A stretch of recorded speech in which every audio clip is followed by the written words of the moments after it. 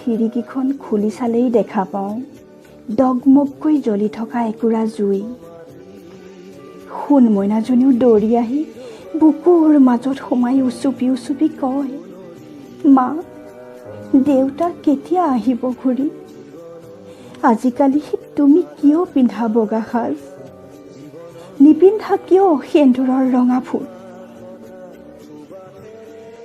সেন্দুৰ আপোনজনৰ আয়ুস ৰেখাডাল দীঘলীয়া হওক বুলিয়েই প্ৰতি প্ৰভাততে আঁকিছিলোঁ তেওঁৰ নামত ডগমগকৈ জ্বলি থকা বেলি এটা। বাস্তৱ বৰ নিষ্ঠুৰ, নিষ্ঠুৰ নিয়তি, নিষ্ঠুৰ ভগৱান। মোৰ সন্মুখত সমগ্ৰ পৃথিৱী আজি নিষ্ঠুৰ।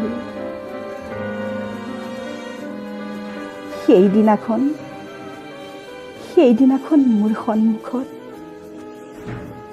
স্বামীৰ প্ৰাণহীন নিথৰ শৰীৰ, এগৰাকী সেন্দুৰবিহীন মহিলাৰ সান্নিধ্যত সাৰ পাই উঠিছিল তেওঁৰ নিথৰ ভৰিৰ বুঢ়া আঙুলিটো। ভাবিছিলোঁ দিব নেকি বিদায়ৰ চুমা এটা, কিন্তু ই কি?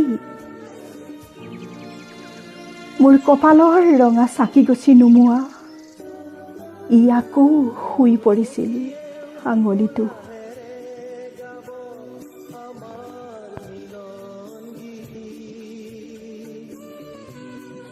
তাৰ পিছৰ পৰাই উকা মোৰ কপাল, উকা মোৰ সাজ, উকা মোৰ পৃথিৱী, উকা মন, উকা প্ৰাণ।